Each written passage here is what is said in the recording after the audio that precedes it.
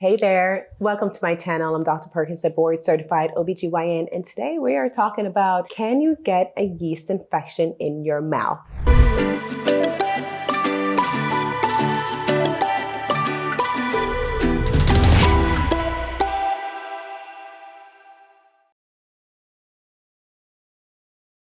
By the end of this video, we will answer, can you get a yeast infection in your mouth? We will talk about performing oral sexual activity and to see whether or not this may increase the likelihood of you getting a yeast infection in your mouth. And lastly, we are going to dive into, can toys, sexual toys, increase the likelihood or affect your possibility of getting a yeast infection? So let's dive into today's topic.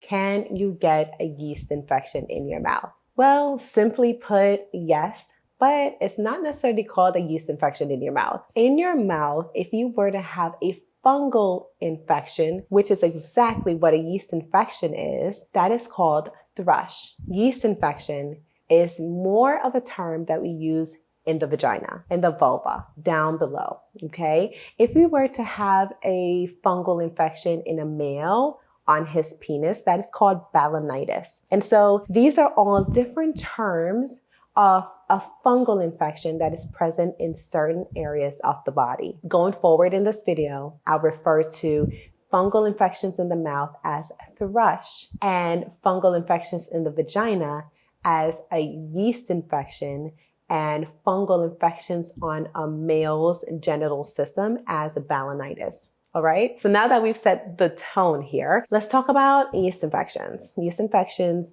are very common. Up to 75% of females will get one in their lifetime, and that number is still pretty high for having recurrent infections. So this is something that may happen once with a person, twice, or even way more than that. Now, the symptoms of yeast infections are very, very common. They include having redness, irritation, having a growth of some kind. So if we were to have thrush in the mouth, it's actually quite easy to show or to see or identify. And so if you look at this image right here, this is thrush in someone's oral cavity in the mouth. So with that, you may see clumps of thick white substances that are like plaques on your tongue, on your cheeks, on your throat. So with that, this builds up over time and can actually just have the entire oral space just very white and coated. Thrush is actually not a very, very common infection. This infection is seen mostly in people who are immunocompromised,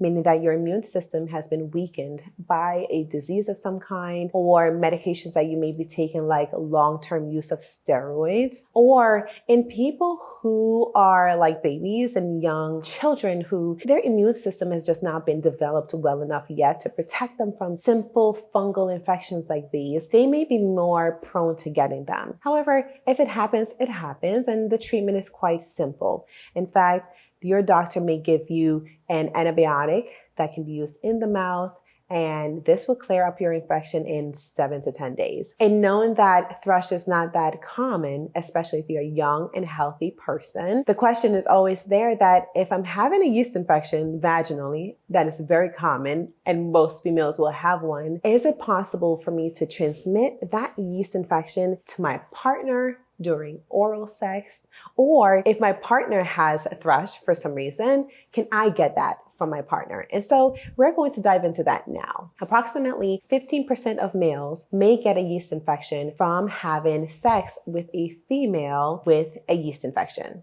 Let's talk about how easy it is to transmit this fungal infection from different surfaces. And so we'll be talking about the mouth, the vagina, and the penis, and how each of those are different and what the transmissibility is like. So let's start with the vagina. The vagina has a very, very thin skin. And so with that, it is very easy for bacteria, fungus, viruses, all types of things, chemicals as well, to pass from the vaginal space into the body. When we think of the penis has thicker skin. So the skin of the penis is very protective and is able to block off a majority of things in the world that could get internal into our bodies. And so the likelihood of males having infections from activities like sexual intercourse is much less than that of a female.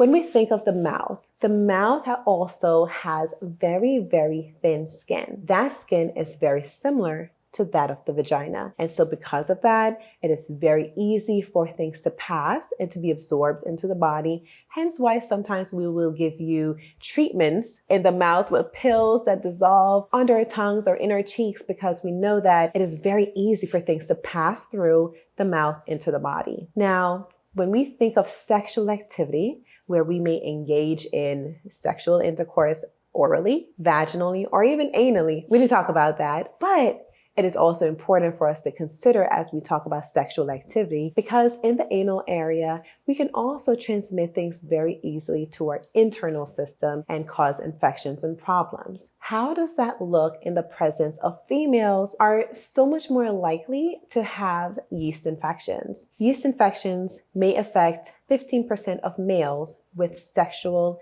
intercourse in the vagina. The likelihood of transmitting a yeast infection from the vagina to causing thrush in the mouth is very, very slim to none. And the reason is, unless you are in that immunocompromised state, as I mentioned earlier, the body is actually able to block these types of infections from happening in the mouth, but it is not impossible. If you are having a vaginal infection that is being caused by yeast overgrowth, the recommendation always is to prevent having any kind of sexual contact, because while it's not a high likelihood of this happening, it is still present and the likelihood is there. It's also important to know that males may have a fungal infection and not have any symptoms whatsoever. Males can therefore transmit yeast from themselves to a female vaginally or orally, but the likelihood is just much less than a female being able to cause that transmission to a male. So is it safe to have oral sex if you're having a yeast infection? Well, as scientists, we're unsure. We know the possibility is there, but we don't know to what degree. And so safety is always the priority. So use a condom, use a dental dam if you must, so that you can protect each other, so that we're not passing infections from person to person.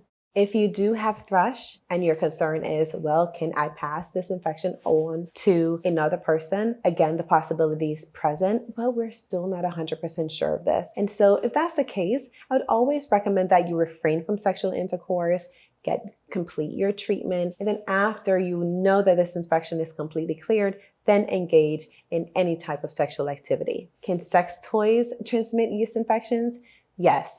They absolutely can. And that's because sex toys, even though you might not necessarily be able to see them, they have a very porous surface. And so what that means is that there are small areas inside of the structure of these toys that can hold bacteria, they can hold yeast, they can hold viruses. So with that, it is very important that you clean your sex toys regularly and really after each use. But even more important to that is knowing exactly how to clean that toy. Because the surfaces can be so different, you want to pay attention to the instructions that came with the toys that you have, because that will be specific to the material that that toy was made from, and it will give you information about how to clean it, what to clean it with, and how often to do this so that you are decreasing the likelihood of bacteria, yeast, or viruses getting caught into these pores and being transmitted to either another person or even transmitted back to you. I've seen so many times where I've had a patient who essentially got a treatment for a yeast infection, for bacterial vaginosis, for another vaginal infection, and they received their treatment, completed their treatment completely, and it was proven that this infection is completely cleared, and then they've used a toy from when they were infected that wasn't appropriately cleaned, and they will get that infection all over again. And so you want to keep this in mind. Pay attention to that manufacturer's instructions as to how to clean your toys so that you don't get recurrent infections. If you'd like to dive into this topic even further, I have a previous video of things not to do when you have a yeast infection. And in that video, we dive into things that you should do to prevent getting a yeast infection, but really to help to keep your vaginal space at its best. So go ahead and check out that video. It's been a pleasure being here with you today, talking about these things that may affect us and how we live. And so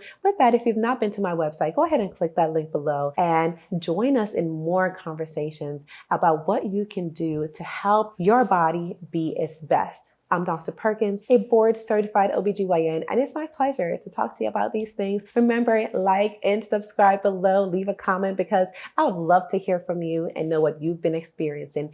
Thank you so much for being here today. Until next time, take care.